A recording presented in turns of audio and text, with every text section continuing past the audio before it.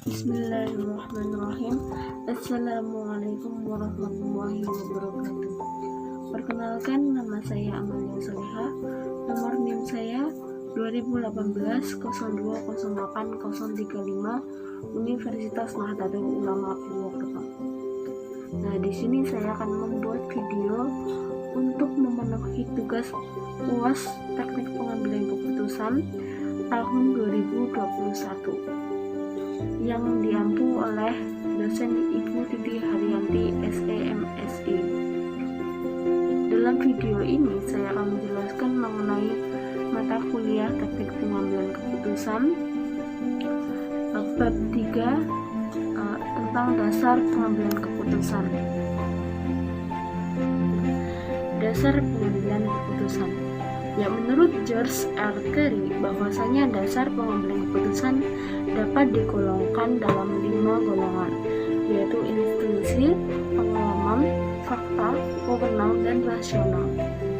Adapun pengertiannya, intuisi yaitu memiliki subjektif sehingga mudah terkena pengaruh. Yang kedua, pengalaman, memiliki manfaat bagi pengetahuan praktis. Yang ketiga, ada fakta. Fakta dapat memberikan keputusan yang sehat, solid, dan baik. Adapun yang keempat, wewenang. Wewenang biasanya dilakukan oleh pemimpin terhadap bawahannya atau orang yang lebih tinggi kedudukannya terhadap orang yang rendah kedudukannya. Yang kelima, ada rasional. Rasional ini memiliki arti bahwasanya keputusan yang dihasilkan bersifat objektif, logis, lebih transparan, konsisten untuk memaksimalkan hasil atau nilai dalam batas kendala tertentu. Next, yang selanjutnya yaitu ada faktor pengambilan keputusan. Dalam pengambilan keputusan, sangat banyak faktor yang dapat mempengaruhinya, yang mana faktor-faktor ini mampu memberikan sejauh mana kualitas keputusan akan ditetapkan bila faktor-faktor yang dipakai sangat tidak berhubungan atau bukan substansial utama. Permasalahan tertentu akan memunculkan permasalahan baru atau sebaliknya. Dengan kualitas sebuah faktor dengan keputusan sangat erat dan sangat substansial, jelas akan memberikan keputusan yang ideal berkualitas. Macam-macam faktor pengambilan keputusan ada 2 macam, yaitu faktor utama dan faktor lainnya. Macam faktor utama ada posisi atau kedudukan, masalah, situasi dan kondisi, serta tujuan. Macam yang kedua, faktor lainnya, yaitu ada keadaan internal organisasi, keadaan eksternal organisasi, tersedianya informasi yang diperlukan, serta kepribadian dan kecakapan pengambilan keputusan. Adapun pengertian faktor utama pengambilan keputusan yaitu posisi atau kedudukan. Faktor posisi atau kedudukan sangat mempengaruhi suatu pengambilan keputusan. Para pemilik perusahaan sangat sering menghilangkan kaidah pengambilan keputusan yang benar disebabkan sang pemilik dengan posisinya membuat suatu keputusan dengan sepihak yang juga sering diakui dan disetujui oleh para direksi dan karyawan sebagai wujud penghormatan dan penghargaan, atau disebabkan kekhawatiran beda pendapat yang berujung pada ketidakpatuhan. Yang kedua, faktor utama masalah. Faktor masalah dengan pengambilan keputusan. Masalah dijadikan rujukan dalam menyelesaikan permasalahan atau antisipasi keakuratan kualitas keputusan yang dibuat.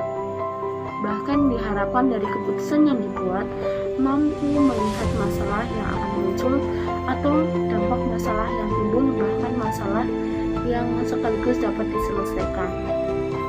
Yang ketiga, ada situasi dan kondisi. Faktor situasi dan kondisi dalam pengambilan keputusan sangat rentan dengan kualitas keputusan yang dikeluarkan. Dapat kita ketahui misalkan bahwa pada saat kenaikan bahan bakar minyak. Nah, sangat tidak tepat para produsen kendaraan meningkatkan produksinya. Maksudnya bahwasanya momentum situasi dan kondisinya itu tidak mendukung. Yang keempat, ada tujuan. Faktor tujuan dalam pengambilan keputusan sangat jelas menjadi sangat pokok, sebab hasil keputusan yang tidak didasari oleh faktor tujuan adalah ngambang, sebab keputusan tersebut tidak mempunyai arah atau sasaran yang dituju. Namun, dalam berbagai keputusan yang pernah ada, rata-rata menempatkan tujuan menjadi faktor utama, baik tujuan yang mengarah pada soal negatif atau positif organisasi maupun sebaliknya, baik tujuan pribadi maupun tujuan organisasi. Ya. Faktor lainnya yang juga mendasari pengambilan keputusan itu keadaan internal organisasi. Nah, keadaan internal organisasi sangat berpengaruh dalam pengambilan keputusan. Hal ini didasari oleh keadaan organisasi.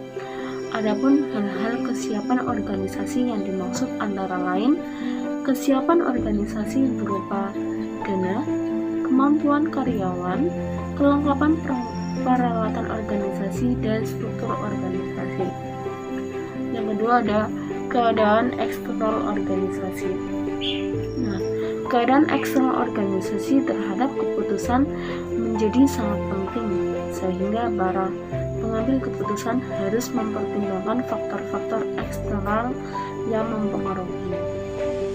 Oleh karena itu, diperlukan identifikasi, evaluasi, dan diagnosa terhadap lingkungan eksternal seperti halnya budaya, agama, dan lain sebagainya.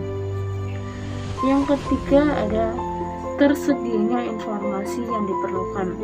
Nah, informasi dalam pengambilan keputusan menjadi faktor yang harus dipenuhi sebelum keputusan diambil atau ditetapkan, sebab informasi yang diterima akan memberikan ketepatan sasaran keputusan sesering dengan kebutuhan sesungguhnya. Yang keempat ada kepribadian atau kecakapan pengambilan keputusan. Adapun kepribadian dan kecakapan menjadi faktor penting dalam pengambilan keputusan. Inteligensi, kapasitas, kapabilitas, keterampilan, penilaian, kebutuhan menjadi bagian pribadi, dan kecakapan yang dapat mempengaruhi hasil keputusan. Sekian presentasi dari saya. Apabila banyak tutur kata yang kurang berkenan dan kata-kata yang kurang jelas, saya mohon maaf yang sebesar-besarnya. Billahi taufiq wal hidayah. Wassalamualaikum warahmatullahi wabarakatuh. Terima kasih.